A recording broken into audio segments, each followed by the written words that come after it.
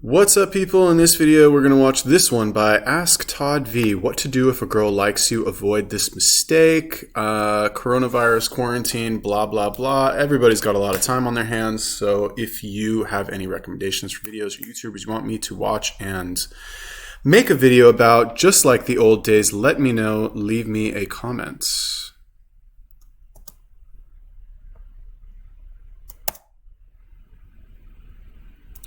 Sometimes a girl will approach me and start conversation, but when I ask for her number, she declines. I don't know if I'm saying the wrong things or being too boring. What's going on?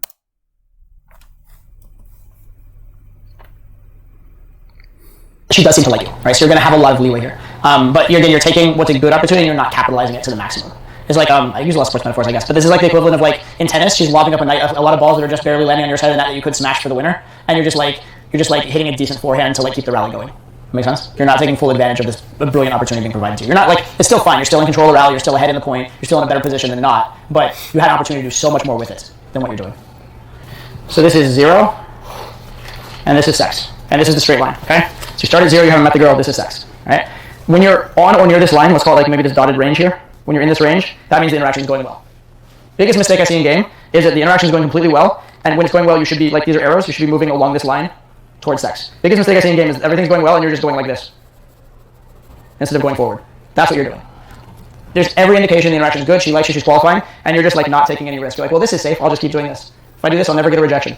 True, you won't get a rejection of like a harsh variety, but you will eventually get the girl bored and she'll realize, oh wait, this guy doesn't know what he's doing. Oh wait, this guy, like, there's a description of this that I really like. A guy who used to be my videographer and did some coaching for me here and there as he got really, really good at game. During his learning progression, he had this phrase that I really liked. He said that you'd be talking to a girl, she'd really like you, and then at a certain point, if you didn't escalate, if you missed the window, like you'd see the light go out in her eyes, and the expression on her face was like, oh wait, this guy doesn't know how to fuck me. It's a good point. All right, so like to be fair, like I guess full disclosure, like I'm doing this is the guy whose coaching program I signed up for pickup, right? Like, and you know, pre-coronavirus world, like this was relevant when you could still like go outside and talk to people, which I'll get into that later. But like, honestly, okay, fine, I'll just say it now. Like this like quarantine coronavirus, it's made me so much more motivated to like take life by the fucking horns and just like maximize as much as I can out of life. Because like you never, who would have ever seen this coming? Like who would have saw this? Who would have seen this coming? Who would have seen this coming? You know, that every government in the world would lock down everything and you wouldn't even be able to go outside or do anything other than go to the grocery store. Did anybody see that coming? Nobody saw that coming. You always just kind of assume that you have more time, right? You always just kind of assume that like things will go on the way that they are and you can procrastinate, you can put stuff off, and like, you know, you don't have to go for the kill right now because there will be other opportunities, or because going for what you want is just a little too uncomfortable for you right now, right? Because you always just have this idea in your head that it's not really urgent that you do it now. But like now, oh my God, I can't wait till this quarantine is over. I mean, you know, I say this now, but who knows? I'll probably forget about it as soon as it's over, right? It's possible. But in my mind, I'm thinking right now, like, God, all those opportunities that I missed, now you really feel it, right? Because now the world is shut down. So anyway, to be fair, like this is the guy's program that I signed up for. He is literally like the last great dating coach that is available for men, right? RSD, they don't teach game anymore at all, really. Who else even is there? Like, that's really it. Like Neil Strauss, like who? Like what? He's still around. He's like 60 years old. Mystery, like fucking charges like $10,000 for a boot camp because he's mystery, you know? I just made those numbers up. I don't know. But like, is he even relevant? Like, does he even have social media? Like, who is he? But this guy is coming up. He's still coming out with like good, actionable information that is not crude, right? That was kind of one of the downfalls of RSD. And I believe one of the reasons that they ended up switching to self-improvement content is because they kept it too real, right? They would talk about hooking up with girls and it would be guy talk, you know, it would be locker room talk, which when you get big enough, that can be turned back on you by the media by saying like, oh my God, this guy said he like busted a nut, like quote, busted a nut on her face, ha ha ha, unquote. Like, this is who's teaching your children, you know, sign the petition to bring them down. So it's understandable that they made that shift because they were too real. They went full retard, right? Todd doesn't go full retard. You know, he'll talk about sex and he'll talk about like, you know, hooking up with a girl because that's our desire. That's what we want to do. And he'll talk about a practical way to make that happen while still maintaining dignity and doing it in an ethical way, right? Or so I believe. You know what I mean? And to address this point that he said, you know, here is 0 and here is sex, right? You want to be moving in this direction. And you know, from my own experience, a lot of times what I've noticed happens to me is that I'll be talking to a girl and just like he said, like I can tell that she's interested. She wants to talk to me. And I'm like, oh, like, fuck, what do I do from here? Like, it's almost like it's going too well. And you're like, wait a minute, why is this going so well so quickly? It can't be this easy for me to like do this. It would be premature of me to like push the interaction closer to where I think it should be, like closer to having sex. I'm not saying like I'm so like amazing, like, you know, girls want to fuck me in the first 5 minutes, but if you see that she's getting a good reaction, just push it in that direction. And she'd just be massively disappointed. You're going to get a lot of that. Although you're going to get, you're not even, he was being way more man-to-woman than you are, so he was like going to like to over here and then getting it here, whereas you're just getting it at the start. Right? So his was a different version of it, but he was like not taking the risk to escalate it at a later point in the set. And she'd be very disappointed because she kind of almost decided she wanted to sleep with him, and then he didn't know the next step, and he didn't want to take the risk, and the light goes out in her eyes. You're getting the very premature part of that, where it's going to be like, okay, cool, well, it was nice talking to you, it was a fun interaction, and then you'll get like, they'll exchange numbers, but you're going to be feeling like, oh, it's kind of a waste of time number, or there's not a lot of like impact behind the number, like it seems like a lot of work, she doesn't like not everybody and that kind of thing, right? Whereas what could have happened, should have happened, is you progressed it along the line and moved it forward. So that's mistake number 1, that's the mistake you're making. The other most common mistake in set is guys learn. So this guy is the guy who like over questions everything. It's not going good enough. I don't know. I don't want to take the risk. I don't want to. Whatever. The other way that guys can approach game is they say, "Fuck it, I'm just going to take the risk. I'm just going to always assume she likes me and just escalate no matter what." And then what you see there is you're going along here, you mess up, it veers. Sorry, it's like I'm not drawing. No. You're going along here, you mess up, and it veers out here, outside of the good range, and the guy keeps escalating, and the girl's like, "Fuck you, no," because you're now escalating when the vibe is bad, right? And so in that case, what you want to do is get the vibe good again, and then once the vibe is good, escalate. Right. So the two mistakes in game are when the vibe is good and not escalating. That's the most common one. The other mistake in game is when the vibe is bad, escalating. So basically, the question is the vibe good? Okay, move it towards sex. Is the vibe bad? Okay, chill it out. Do not move it towards sex. Get the vibe good again. That make sense?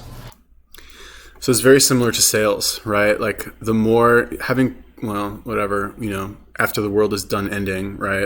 I'm hoping everything will go back to normal. I'll be able to go back to work in the mall selling shit to women. It's very similar to that, right? Like if you're doing the demo and she's not impressed, if I'm doing a demo, right? There's like 3 or 4 things, maybe 5 things that I can say or show to the girl to get her interested and excited in buying the product. If those things, and the reason I say 4 or 5 things, because those are designed to create a spike in interest, right? So like, whatever. One of them is like how soft the straightener makes your hair, for example. The other one is how it can do a curl very easily. The other one is like I give her a deal. The other one is like I give her this extra hair product that'll make it even better, right? Like all of these things, you know, are tools that I have discovered over thousands of demos that I know if they're interested, 99 times out of 100 will create a spike in interest, right? So when you create that spike in interest, that's the time to quote unquote close the deal or to actually close the deal, right?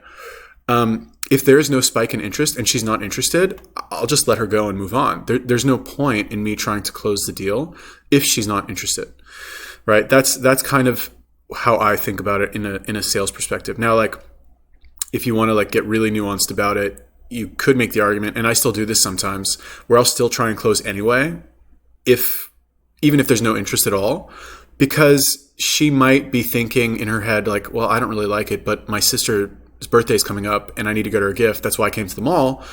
So maybe I'll buy one, but oh no, it's too expensive, because in her mind she's thinking 200. And then at the end of the demo, I'll just be like, oh, you know what? Do you like it? Like, you know, I've got an extra one if you want to take it for $100. And she's like, oh, wow. Well, okay, sure. You know, I'll give it to my sister. For example, right? Just random example. With this, it's a little bit different because like a romantic interaction is generally a little bit longer than like a 10-minute demo at a kiosk. So in cases like that, like, you know, if she doesn't like you, she's not going to sleep with you, obviously, right? And it doesn't make sense to try and close for that reason. Yeah, what else did he say? Like, there's something else I wanted to talk about here. Yeah, I don't know. This line, step 2, if you are, move it towards sex. You're fully on this line. This girl's like giving you every green light possible. Not literally. She's not like escalating on you and making out with you on the park bench or anything like that. But like she's giving you a lot of green lights. You're just not taking it anywhere. You're just stalling and delaying and doing nothing with the green lights you're getting. All right, so I know what I was going to say. When I I had like two phases in my life where I was like really into pickup, right? When the earliest phase was like right after I read the game. I was like 26 or something. This is actually 10 years ago. So I was 26. I lived in Tel Aviv for a little while. Great period to be like into this kind of thing. Great city to be into this kind of thing. And then I ended up moving back to LA. And when I was in LA, like, it's a much different city than Tel Aviv, obviously, right? Tel Aviv is very small. There's a big beach culture, and it's small, like the combination of those two things. Plus there's a lot of young, attractive people there. All that combined means that like, it's kind of like, you can walk to the beach and then meet a girl at a bar down the street because it's so small. And then you're still within like a 10-minute walk of your house, right? So it's very easy. The logistics are very good in Tel Aviv. But then when I moved to LA, I was like, this kind of sucks because like I lived in the Valley, and then I would go meet with this girl who lives in like Beverly Hills, and then we'd go to like Westwood to go, to a bar or something. The logistics are all shit, right? So like back then, it was just harder to make anything happen because of that reason. Anyway, this has nothing to do with what I was going to say, which is that I remember back then, oh my God, like I think it was because I had just gotten out of the army. But when you just get out of the army, and when you're in the army too, you have a killer instinct that kind of stays with you for, I don't know, I would say probably as long as how long you're in the army. So like for maybe like 2 years afterwards, I just had this like killer instincts about anything. Like I would go to the airport. There'd be like a line of like 100 people waiting to like check in or check their bag. And I would just go to the front of the line and like step in front of somebody and cut. I just didn't care. You know what I mean? Because that's what they do in Israel. There's no, like, people just cut in line. It's a thing. Anyway, when I would go on a date with a girl, because I read once, it was like, don't wait until the end of the date to kiss the girl. Like, don't do like the classic kiss goodnight after a 2-hour date. It's retarded. They were like, try to kiss her early on in the interaction if you see it's going well. And I started doing that, and oh my God, like I was surprised how easy it was. Anyway, What to Do If a Girl Likes You by Todd V. Excellent video. I highly recommend his coaching program if you guys are interested in that. It's not an affiliate program. I'm not an affiliate, nothing like that.